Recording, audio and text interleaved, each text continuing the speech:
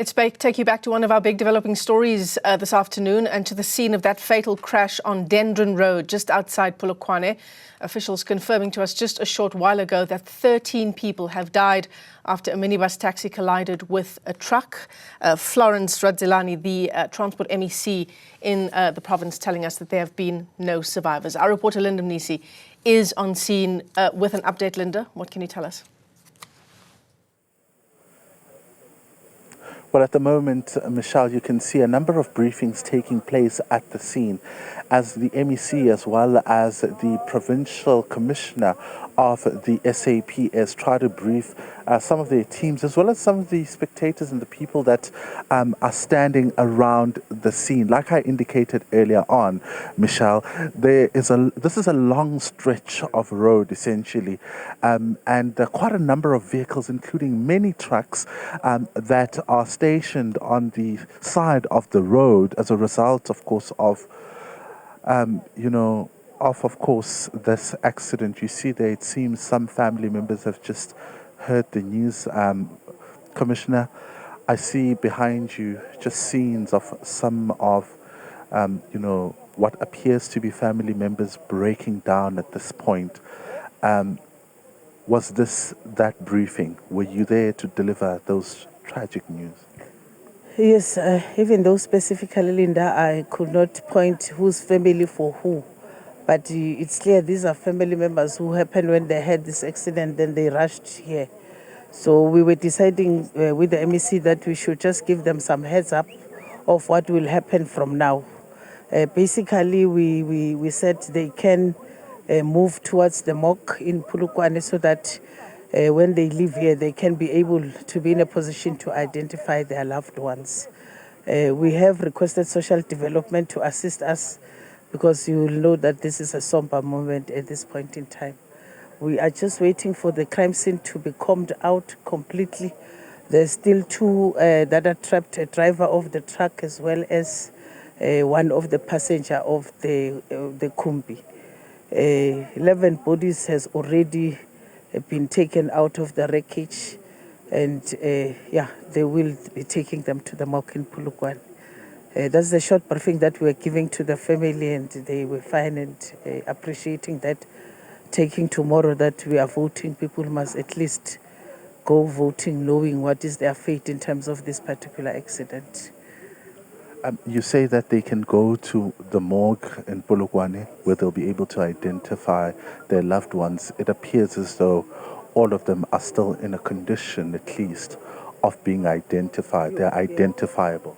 Absolutely. I've seen the bodies. The majority, their legs, it's what was more problematic. Some their legs are cut off. But let me say, in terms of body-wise, the face, you can still identify them. Yes. One can't help but think about the time, as you rightfully mentioned, the time of voting.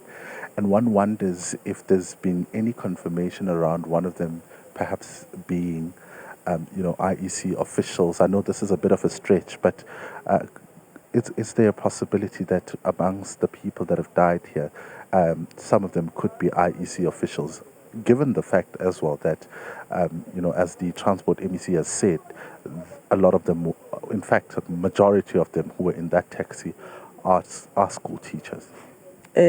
What you'll need to understand, Linda, is that this is a staff transport that commute a number of officials that go to other places out of the Polokwane precinct.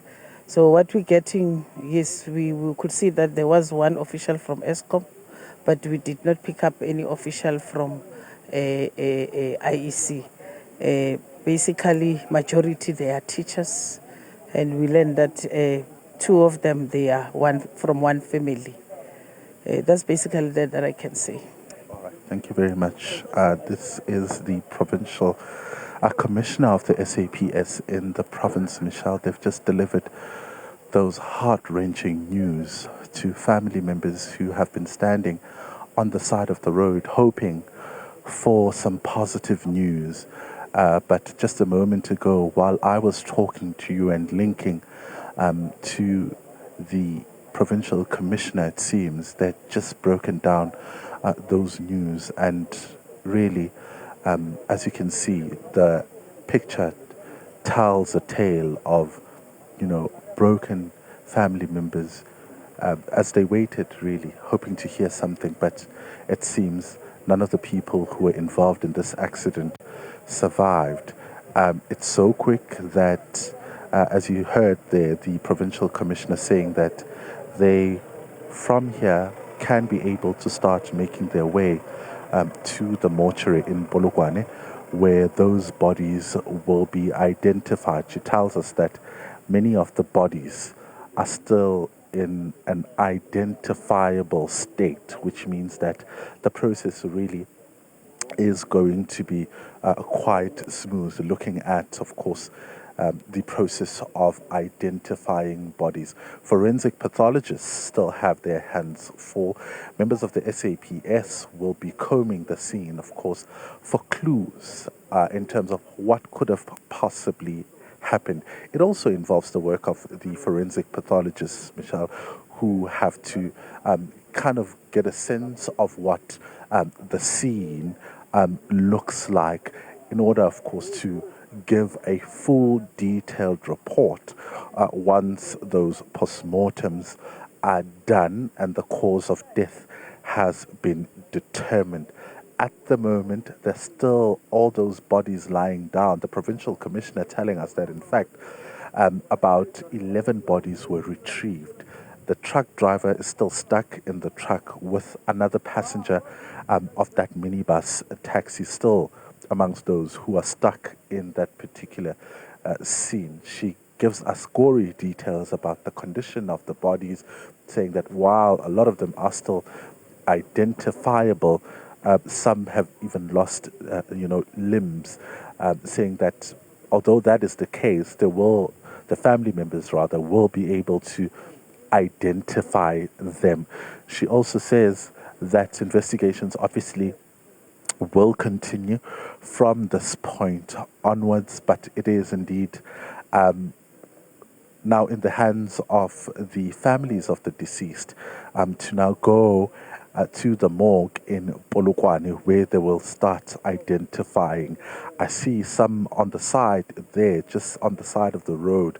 There's some packs that have been put there, and one can only assume that it's perhaps the belongings of the people that were in that particular taxi. She does say that majority of the people in that taxi were teachers, and that one of them is an ESCOM official. Nothing points to the fact that any of them could have been IEC officials, Michelle, which she says at this point is all that they know. From here onwards, the clues about what could have happened will come from this investigation. The circumstances involving this car crash at this point, and at least from the details that we heard from the transport MEC in the province, is that weather conditions could have contributed to this car crash. She says the truck driver, according to preliminary reports, lost control because it was quite misty in the morning. A lot of the area, including Polokwane, was quite misty this morning. And she says that according to preliminary findings and preliminary investigations, it seems the weather conditions could have contributed to this car crash. It happened a couple of hours ago, and as you can imagine, the work that goes into retrieving those bodies. And at this point, as I'm speaking to you right now, the provincial commissioner telling us that 2 more bodies still need to be retrieved from that particular accident, Michelle. But at the back of us are families who have now started mourning as a result of losing their loved ones in this tragic accident. Linda Mnisi, thanks very much indeed for that update. Live to us there from the scene of that crash between a minibus and a truck in Polokwane on Dendron Road. It's in fact just outside Polokwane. And certainly our hearts go out to the families involved.